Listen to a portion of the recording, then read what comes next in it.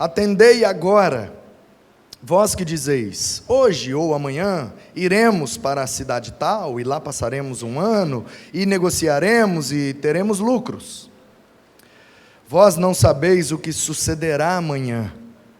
Que é a vossa vida? Sois apenas como neblina, que aparece por instante e logo se dissipa. Em vez disso, devíeis dizer, se o Senhor quiser. Não só viveremos, como também faremos isto ou aquilo. Agora, entretanto, vos jactais das vossas arrogantes pretensões.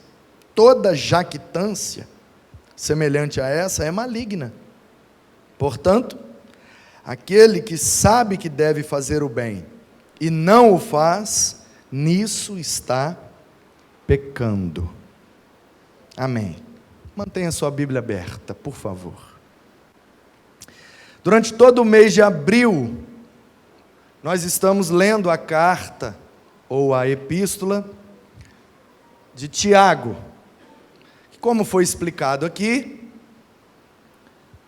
o nome dele, em hebraico, é Jacó, Yaakov. E aí, quando foi transliterado, virou Iago. E aí, na Bíblia em espanhol, na versão da Rainha Valéria, era a epístola de Santo Iago. E aí eles juntaram e ficou a epístola de Santiago. Só que o Santiago era Santo Iago. Na hora de separar, o T, ao invés de ficar para o santo, agarrou no Iago e aí ficou Tiago. Então agora a gente não consegue mais tirar esse T daqui. Mas não tem T no nome do cara. O cara é irmão de Jesus, meio irmão, né? Por parte de mãe, porque ele é filho de José com Maria, e Jesus não é filho de José, é filho de Maria, mas foi o Espírito Santo que o gerou no ventre de Maria. Portanto, esse cara, sendo um hebreu, sendo um judeu, sendo filho de José, que é da tribo de Judá, e de Maria, que é da tribo de Levi, o nome dele é na língua hebraica, e o nome dele era Yaakov, como do outro irmão dele é Iudá, e do irmão dele que nós adoramos, Yeshua. Então Yeshua virou Jesus, o Iudá virou Judas, e o Yaakov virou Iago, só que aí o Tiago aqui é por conta desse T, que deram um tilt lá e agarrou. Já expliquei, quem não pegou a explicação, está lá no nosso canal do YouTube, é só você assistir a primeira mensagem dessa série. Entra lá no canal, vai em playlists, pega a playlist Coerência, vai na primeira mensagem, assiste os primeiros minutos, está lá a explicação. Então, durante todo o mês de abril, nós estamos lendo a carta toda, e ela está chegando ao fim. E na quinta-feira nós vamos terminar, e teremos aí o capítulo 5, para terminar. E aí, meus queridos, nós já vimos aqui muitas coisas, e esse mês eu confesso, está sendo para mim uma surpresa, muito agradável, porque eu já tinha lido essa carta, já tinha meditado nela, já tinha pregado alguns textos isolados, mas quando nós pegamos um texto para ler do jeito certo, porque um texto precisa ser lido do início para o fim, e aí lendo a carta inteira, e estudando, e pregando, e expondo, e fazendo as aplicações e as ilustrações, eu nunca percebi que essa carta é de fato muito rica e muito preciosa para a vida na igreja, a vida cotidiana de uma igreja. Porque essa é uma carta cuja essência remete à ideia da coerência. E nós não conseguimos e não conseguiremos viver em comunidade sem coerência. Nós vamos arranjar um problema. E a carta, tendo como tema central a coerência, porque Tiago fica o tempo inteiro futucando o leitor da carta e dizendo: você crê? Então me mostra. Você sabe? Então me prova. E o tempo inteiro ele está remetendo à ideia de que a evidência de que cremos e de que sabemos acerca de Deus e da sua palavra são pelas nossas obras, pelas nossas atitudes, pelas coisas que fazemos. Ou, como o último versículo que lemos, também as evidências estão nas coisas que não fazemos. Porque quando nós nos omitimos, sabemos o que deve fazer e não fazemos, também, disse o Tiago, é uma incoerência, é pecado. Então, nesse mês, nós já aprendemos a ter uma fé coerente, já aprendemos a ter uma prática coerente, porque uma coisa está muito aliada à outra, que por sua vez nos faz desembocar em relacionamentos coerentes. Se eu creio e a minha fé é coerente com a minha vida, eu então passo a colocar em prática, de forma coerente, aquilo que minha fé me instrui, e isso vai gerar naturalmente, com todos os que eu convivo, um relacionamento coerente. E aí a gente continua lendo a carta e vê que também ela nos instrui a termos uma obra coerente, aquilo que estamos edificando. Porque a palavra obra, aqui na carta do Tiago, é obra literal, é isso que o Adair e os irmãos fizeram aqui no sábado. Obra, construção, construir, edificar, obra, tijolo, cimento, ferramenta, obra. A palavra obra é obra literal, é obra mesmo, de pedra. Pedra sobre pedra, e vai edificando-se uma obra. Então nós aprendemos com Tiago que precisamos edificar na nossa vida alguma coisa que tenha coerência. Afinal de contas, nós estamos construindo o quê? O que nós vamos deixar de legado? Se faça essa pergunta aí agora. Se você morresse hoje, o que é que você deixa construído para a próxima geração? Qual o legado? Se você está vivendo e tudo que você sabe, tudo que você conhece, tudo que você pratica, e os seus relacionamentos fossem um bastão na sua mão, e você morresse agora, as pessoas mais próximas de você pegariam esse bastão. O que tem nesse bastão, meu querido? O que é que você está deixando?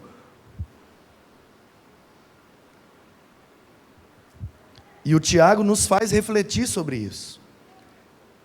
Nos faz pensar que temos que construir de forma coerente. Temos que falar de forma coerente. A nossa sabedoria tem que ser coerente.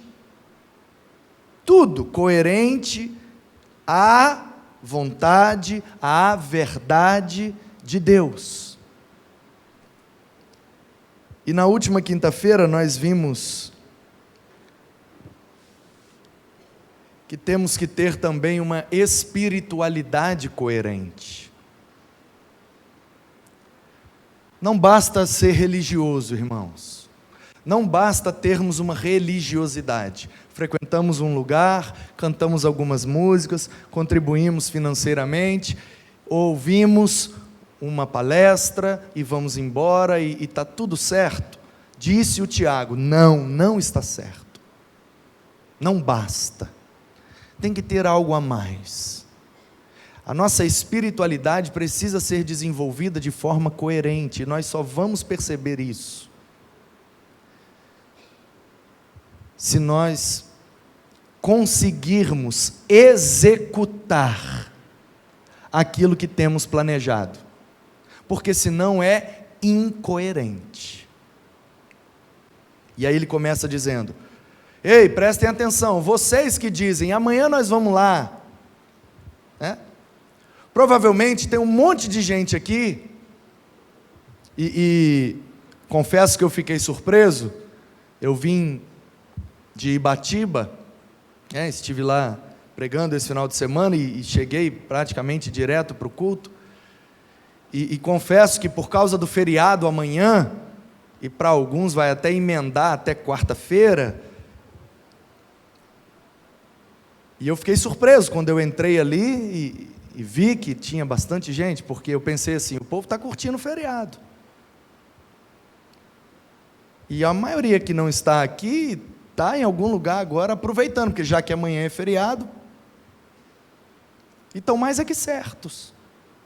Se eu pudesse, eu estaria também em algum lugar curtindo véspera do feriado. Só que não é feriado para minha esposa, infelizmente. Porém, é bem provável que você aí agora já esteja aí com seus contatinhos, no bom sentido, fazendo planos para amanhã, porque amanhã é feriado. Qual vai ser? Praia, bola, futebol. Qual vai ser? Morro do Moreno? Qual vai ser amanhã? E aí? Feriado. Vamos maratonar? Qual série que nós vamos maratonar amanhã? E aí o Tiago diz assim, é normal do ser humano fazer planos, planejar as coisas. Amanhã nós vamos curtir, amanhã é feriado, velho. Amanhã eu vou acordar meio-dia, aleluia. Cada um com o seu plano. Mas aí ele diz assim, ei, deixa eu te lembrar uma coisa. A sua vida não está no seu controle. Você está planejando curtir o feriado amanhã. Não estou jogando praga em ninguém. Mas pode ser que, eu só estou parafraseando o Tiago, pode ser que uma dor de barriga esta noite estrague os seus planos para o feriado de amanhã. E você vai passar o feriado dentro do hospital tomando soro, só para aprender e entender que nossa vida não está no controle das nossas mãos. A gente fala, amanhã iremos, amanhã faremos, amanhã compraremos, amanhã venderemos. E aí o Tiago diz, ei, você não se lembra que o ser humano é como uma brisa? Que passa e acabou? É como uma florzinha de grama que nasce de manhã e de tarde já está murcha. Você esqueceu que como ser humano você é efêmero, é passageiro. Você não é perene. Não, daqui a 100 anos, se Jesus não voltar, daqui a 100 anos, nenhum de nós estaremos mais aqui, nenhum de nós. Pode tirar seu cavalinho da chuva, daqui a 100 anos, ninguém aqui, estou pegando leve falando 100, porque a minha vontade era falar 50, porque para mim, daqui a 50 não estou mais, eu acho que nem daqui a 20 eu estou mais. Do jeito que anda a carruagem.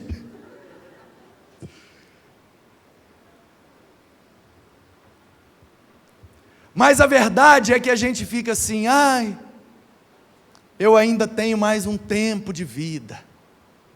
Eu tenho só 16 anos. Eu tenho muita vida ainda. Eu ainda tenho que treinar muito, ainda tenho que competir muito. Tenho que disputar o Sul-Americano, eu vou para o Rio, mês que vem. Esses são os planos. Aí o Tiago diz assim, você que está dizendo que amanhã vai fazer isso, fazer aquilo, aquilo outro, não se esqueça, sua vida não está no controle das suas mãos. Portanto, meus queridos, precisamos planejar a vida, sim.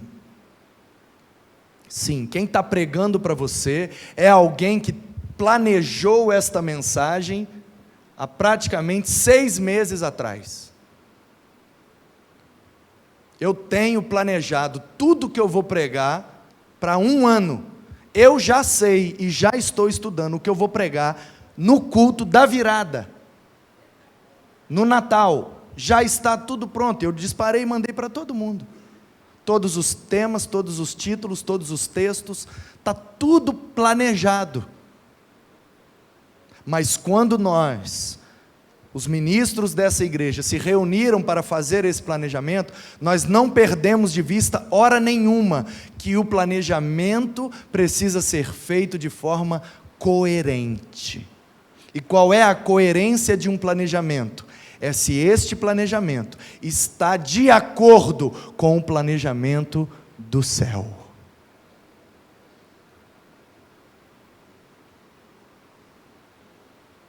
Porque Deus tem um plano para nós. E a Bíblia diz que quando Ele tem um plano estabelecido, e aí a Bíblia chama isso de propósito. A Bíblia diz que os propósitos de Deus não podem ser frustrados. Por isso que, às vezes, a gente quer fazer uma coisa e não consegue fazer. E, às vezes, a gente não quer fazer uma coisa e é obrigado a fazer. Por quê? Porque Deus tem propósitos. E às vezes o propósito dele nos faz fazer, ficou estranho. Vou reformular a frase. Ainda bem que o Jares não está aqui. Os propósitos dele nos levam a fazer coisas que não queremos. Mas o propósito dele também, às vezes, nos leva a não fazer aquilo que nós queremos. Eu não sei se você já assistiu aquele filme, Deus Não Está Morto.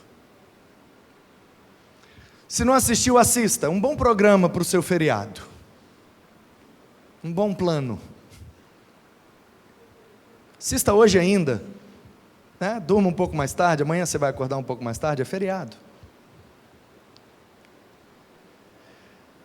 Existem algumas cenas nesse filme, Deus Não Está Morto, que elas são muito sutis. Então eu vou dar a dica para você perceber. O filme tem alguns personagens. O personagem principal é um estudante de uma faculdade que é desafiado por um professor de filosofia a escrever que Deus está morto. E ele, como cristão, ele diz que não vai escrever porque aquilo não é verdade para ele. E o professor então o desafia a provar que Deus não está morto. E o filme todo gira em torno dessa trama. Mas existem outros personagens. E um dos personagens é um pastor. É um pastor e um missionário. Um é branco, cabelo loiro, o outro é negro, cabelo preto. E um vem para a cidade do outro, e eles se encontram, porque um está de passagem para ir realizar uma missão em outro lugar. E ele chega e entra no carro e fala: agora eu preciso partir, está na hora de viajar. Aí ele entra no carro, o carro não pega.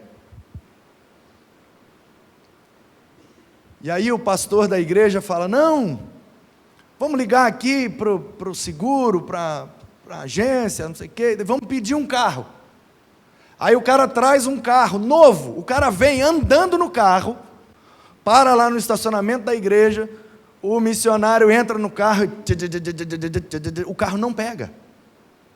Aí ele olha para o pastor e fala: cara, é possível. E aí ele vai ficando 2 dias, 3 dias, e vai ficando alguns dias naquela cidade. Ele planejou ficar só 1 dia na cidade, dormir, rever o amigo, e no dia seguinte Partir de viagem. Só que o carro não pegou. E aí no segundo dia o carro não pegou. No terceiro dia o carro não pegou. E no decorrer do filme, nós vamos percebendo a importância que aquele missionário teve na trama, porque uma menina islâmica se converteu, foi expulso de casa pelo pai, e ela procurou ajuda na igreja, e ele estava lá para ajudar.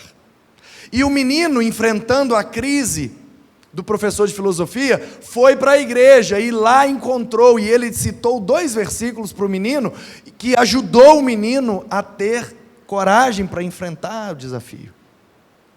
E o tempo inteiro, o roteirista do filme, de maneira genial, vai mostrando para nós o que Tiago está dizendo aqui. O missionário planejou rever o amigo e partir no dia seguinte, mas Deus tinha planejado outra coisa. Deus tinha planejado que ele lá naquele lugar ia ser bênção na vida daquele universitário, na vida daquela menina muçulmana recém-convertida, expulsa pelo pai de casa, que ele ia ser bênção na vida daquela comunidade e seria usado para ser um instrumento da graça de Deus, para que o próprio professor, atropelado por um carro, caiu na frente dele, e ele então oferece a decisão para o professor, e o professor então se arrepende, se rende, aceita Jesus e morre. Pela trama, eu quero crer, né? Morre salvo, por causa da instrumentalidade dele. Percebe, irmãos? Ele não planejou fazer nada disso, ele só queria rever o amigo e ir embora. O meu desafio para você nessa noite, em nome de Jesus, é que você olhe para a sua vida e faça essa pergunta: o que eu tenho planejado para mim está coerente com o plano de Deus para mim?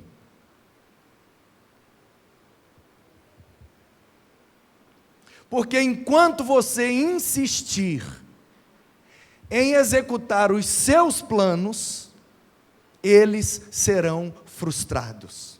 Mas quando você decidir executar os planos de Deus para você, isso vai fluir, porque vai ficar coerente, e aí você não vai precisar encostar nas portas, elas se abrirão antes de você chegar, porque está no propósito de Deus, está no plano eterno do Senhor. E muitos de nós estamos cansados, sobrecarregados, porque estamos levando a nossa vida na força do nosso braço. E viver na força do braço cansa, sobrecarrega. Já disse o profeta: maldito o homem que confia no homem e faz do seu braço a sua força. Maldito. Bendito todo aquele que confia no Senhor e espera no seu plano. Nós interpretamos esse versículo errado. Nós somos traídos por alguém, nós nos frustramos e nos decepcionamos com as pessoas, e citamos esse versículo de Jeremias. Está vendo? Confiei na pessoa e a pessoa me traiu. Maldito é o homem que confia no homem. Eu já vi gente enfiar uma palavra que nem existe no texto. Maldito o homem que confia no outro homem. Não, nem tem outro aí, amigo. Lê direito. Maldito o homem que confia no homem e faz do seu braço a sua força. O que o profeta está dizendo faz todo sentido e tem toda a coerência com o que o Tiago está dizendo. Maldito aquele que planeja a sua vida de acordo com os desejos do seu coração. E bendito aquele que planeja a sua vida de acordo com os propósitos de Deus.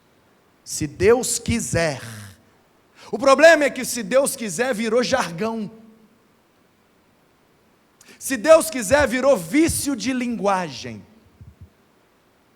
Oh, amanhã lá, Deus quiser, Deus quiser, se Deus quiser. Não, Deus quiser nós vamos. Estamos aí, vamos fazer uma boa partida, e se Deus quiser, vamos sair com 3 pontos. Vício de linguagem. O que o Tiago está dizendo é, vocês não têm que ficar repetindo se Deus quiser, se Deus quiser, se Deus quiser, como vício de linguagem. Vocês têm que ter a consciência e a coerência de quando for planejar algo, pensar, isso é da vontade de Deus para mim?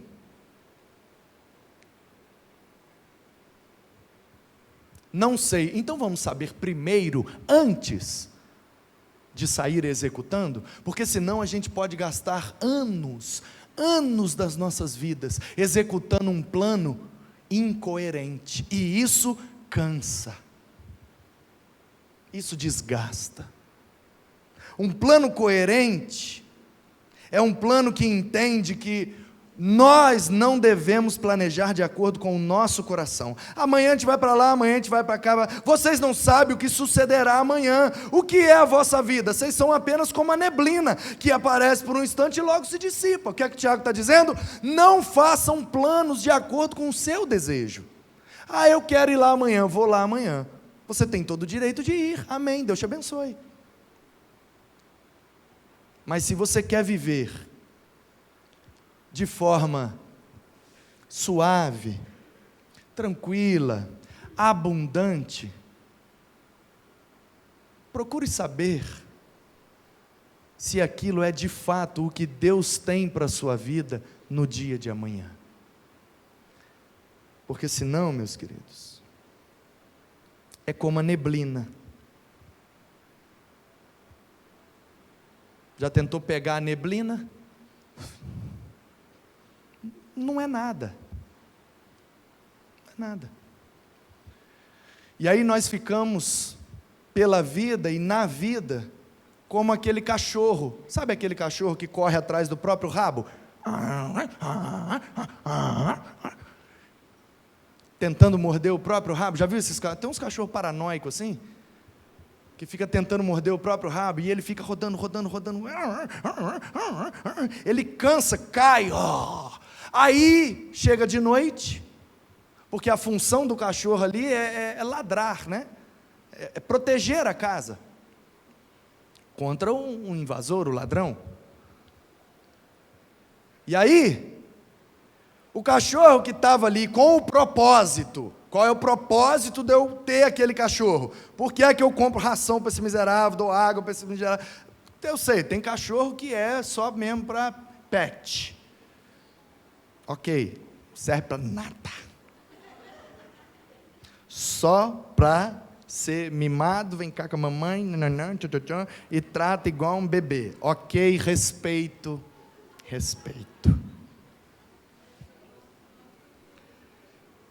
Mas de onde eu venho? Cachorro serve para latir, morder e proteger nós aqui dentro. Então o propósito de eu criar esse bicho é ele latir e me dar um aviso de que tem um perigo lá fora. E se perigo entrar, ele avançar no perigo e morder. E essa é a função dele. Só que ele começou a entrar nessa paranoia de viver de acordo com a vontade dele. A vontade dele é morder o próprio rabo. Ele, não que eu vou pegar, vem cá, vou pegar. Aí ele passou o dia inteiro correndo atrás do rabo e se cansou. Aí quando veio a noite, ele dormiu, morto de cansado, porque passou o dia inteiro correndo atrás do próprio rabo. Aí o ladrão entrou, e ele lá, o ladrão ainda passou por cima dele, roubou, voltou por cima dele, saiu e foi embora. E ele não cumpriu o propósito estabelecido para ele. Por quê?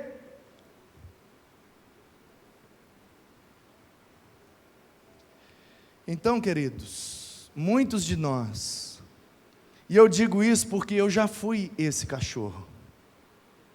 Eu já fui uma pessoa que corria atrás dos meus sonhos, dos meus desejos. O tempo passou e eu cheguei à triste conclusão de que foram anos e anos jogados fora, porque eu estava fazendo o meu plano, e não o plano de Deus para mim. Eu me sentia cansado, eu me sentia exausto, e eu trabalhava muito menos do que trabalho hoje.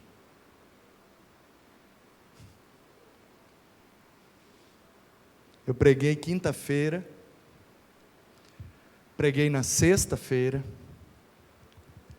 cheguei em casa, arrumei a mala correndo, dormi 2 horas no máximo, peguei a estrada, a minha esposa, 8 horas da manhã eu estava em Ibatiba, uma sala de aula, tive aula de 8 da manhã até as 5 da tarde, 7 horas eu estava pregando novamente,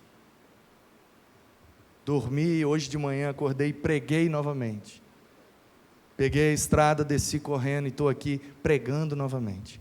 E se você falar comigo, pastor, vai ter um culto lá em casa, eu queria que o senhor desse uma palavra, é nós, estamos juntos. Pastor, juntou uma meia dúzia de irmãos aí, eles disseram que já que é feriado, eles querem ouvir o senhor falar da Bíblia até o dia amanhecer, estamos juntos. Vocês sabem o que eu falo mesmo, isso aí não preciso nem ilustrar, né? Por quê, queridos? Por que não tem mais o cansaço? Por que não tem aquele fardo pesado? Porque eu não faço mais planos para mim. Eu simplesmente permiti que Deus executasse o plano dele para mim. Porque eu entendi que eu não posso fazer os meus planos, a minha vida não pertence a mim. Se o Senhor quiser, viveremos, faremos isso ou aquilo, mas nós somos, disse o Tiago, arrogantes, pretensiosos, ou, a palavra que o João Ferreira de Almeida escolheu aqui, jactantes, usamos da nossa jactância. O que é jactância, gente? O que é jactância, pelo amor de Jesus? Pastorzão ali já deu uma tradução dinâmica, orgulho.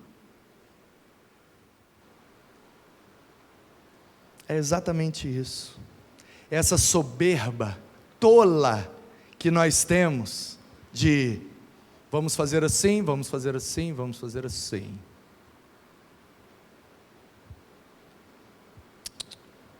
Aí vem uma enfermidade, para nos mostrar exatamente isso, não vai ser assim.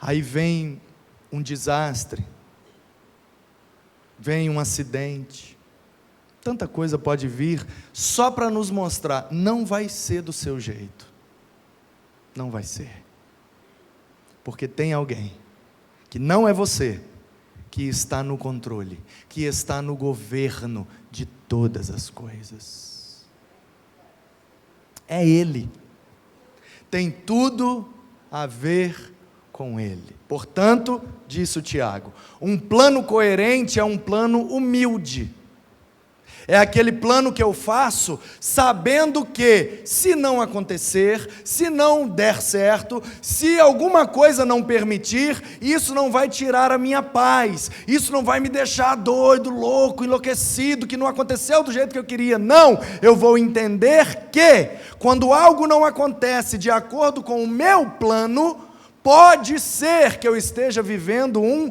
livramento do Senhor.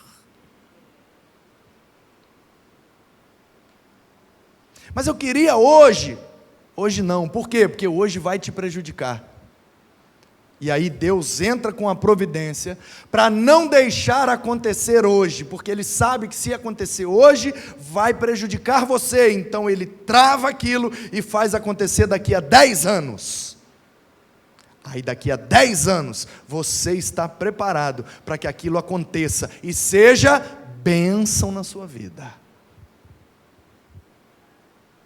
É assim que Deus faz. Ou vocês não se lembram de Davi? Davi, poeta, guerreiro, o homem segundo o coração de Deus. Deus escolheu Davi para ser rei no lugar de Saul. E ele vive 40 anos como rei de Israel, de maneira muito próspera, muito abençoada. E aí no final de sua vida ele diz: Senhor, o meu plano agora, já que eu tenho toda essa riqueza, toda essa moral com o Senhor e com o povo de Israel, então agora eu vou fazer algo significativo para o Senhor, porque apesar de todos os pecados, erros e percalços na vida de Davi, ele era um adorador genuíno e arrependido. Aliás, essa é a principal diferença dele para Saul. Pecado por pecado, se botar na balança, Davi pecou muito mais do que Saul, muito mais grave inclusive. Por que Saul perdeu o reinado e Davi não? Porque Davi se arrependia a cada pecado, Saul não se arrependeu nem do primeiro. Portanto, a diferença não é o pecado, é o arrependimento. E Davi era sim um homem arrependido. E ele fala: Senhor, agora eu vou fazer algo significativo para o Senhor. Eu vou construir aqui em Jerusalém um templo. Porque todos os deuses ao nosso redor têm um templo. E o Senhor manifesta a sua glória numa tenda, numa cabana. Ah, não posso permitir que isso continue acontecendo em Israel. O Deus de Israel precisa ser adorado num templo decente. E aí ele juntou toda a riqueza, comprou o terreno numa posição estratégica. Quando ele ia começar a obra, Deus falou: ei, você não. Poxa Deus, passei 40 anos vacilando e me arrependendo, vacilando e me arrependendo, vacilando e me arrependendo. Agora que eu vou fazer algo realmente significativo, o Senhor não quer deixar? Você não. Você não. Porque suas mãos estão cheias de sangue, porque você matou muita gente, porque você não foi chamado para esse propósito. Deixa o terreno, deixa a riqueza, e o seu filho vai fazer. Davi morre, Salomão assume o trono, e aí sim, o templo começa a ser construído. Na inauguração do templo, Davi já estava morto há muito tempo. Ele sequer entrou no templo que planejou para Deus. Sabe, meu querido, às vezes nós temos planos, e a gente trabalha, e a gente conquista, e a gente quer fazer essas coisas que a gente planeja para a glória de Deus, mas nós precisamos ter a humildade suficiente de entender que às vezes Deus não vai permitir que seja conosco. Então nós vamos preparar para que a próxima geração desfrute do que nós temos planejado. Temos que ter essa humildade, entender, não vai ser comigo. Eu bem que queria fazer tal coisa, mas toda vez que eu tento fazer, emperra. Toda vez que eu trava, e não dá certo. Não, peraí, não é comigo. Não vai ser através de mim. Humildade necessária para entregar, reconhecer e falar: Senhor, faça a tua vontade. Lembram-se de Jesus no Getsemane? Suando gotas de sangue, hematidrose, quando há um processo de agonia intensa, provado cientificamente, há casos registrados, a pessoa passa por um processo psicológico de agonia tão intenso, que se rompem vasos epiteliais e a pessoa sua sangue. Jesus viveu essa experiência, e quando ele está exatamente desse jeito, ele olha para o céu e diz: Pai, se for possível, passa de mim esse cálice. Cálice na Bíblia, geralmente usado como metáfora, significa sofrimento. O que Jesus está pedindo para o Pai é: não permita que eu tenha que sofrer isso. Não está registrado na Bíblia, mas eu posso bem supor que o pai respondeu no coração do filho: mas esse é o plano coerente.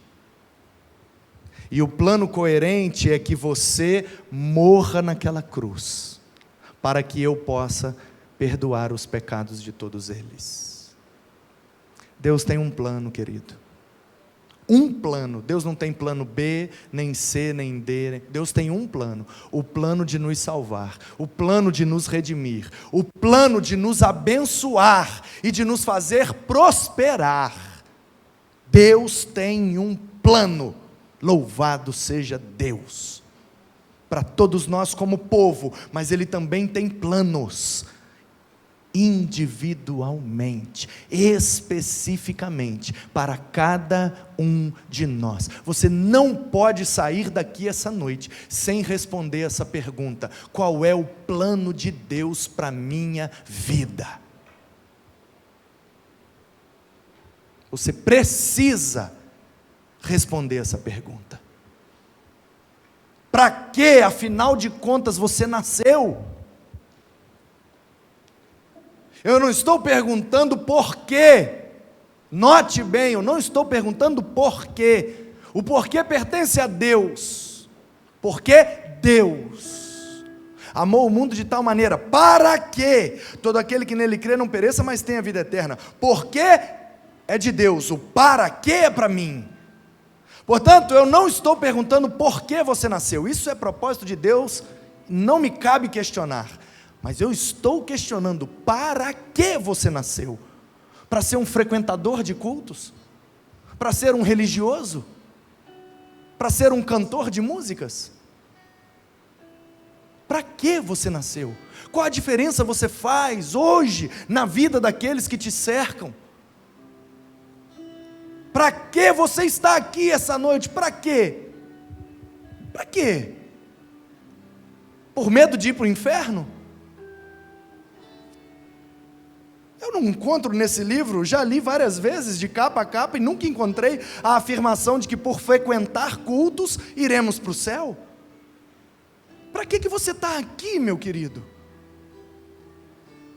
Para quê? Qual é o plano de Deus para você? Ficar frequentando domingo após domingo e nada muda, e nada acontece? Qual é o plano? Qual é o propósito? Qual é o objetivo? Qual é o sentido? Talvez alguém já te perguntou ou possa te perguntar: qual é o sentido da vida? A resposta é a mesma. A mesma resposta. Qual é o plano de Deus para mim? Para que eu nasci? Para que eu estou aqui? Qual é o sentido da vida? A resposta é a mesma para todas essas perguntas. O negócio é que eu não posso responder por você, eu posso até responder para você, mas eu não posso responder por você. Você tem que responder. Para que você nasceu? Onde nasceu? Na família que nasceu? Do jeito que nasceu? Com as características que nasceu? Com os talentos, com os dons, com as capacidades, habilidades e faculdades que Deus lhe concedeu? Para quê? Para nascer, crescer, reproduzir e morrer? Não, você não é um animal, você não é um vegetal, você é a imagem e semelhança de Deus. Deus investiu em você um propósito específico, precioso, para que Ele fosse glorificado. Você precisa se responder isso nessa noite. Será que a sua vida tem tudo a ver com Ele?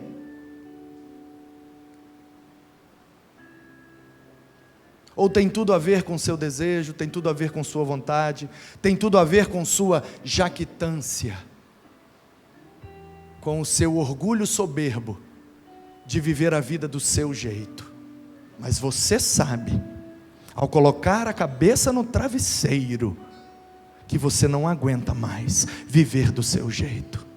Portanto, você precisa ter um plano coerente na sua vida, e o plano coerente é o plano de Deus para você.